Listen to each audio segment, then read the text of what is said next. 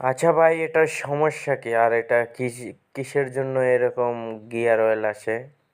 যদি কারো জানা থাকে তাহলে ভাই অবশ্যই কমেন্ট করে জানিয়ে দিবেন। মানে এই সমস্যাটা বিগত 2-3 মাস ধরে হচ্ছে। আমি কিছুদিন পর পর দিন পর পর ওইটা ফেলে দিই আর কি। এখন এটা কেন আসে, কি করলে ভালো হবে, বা কি কিনলে কি হয়, এগুলো একটু বইলা দিলে ভালো হইতো।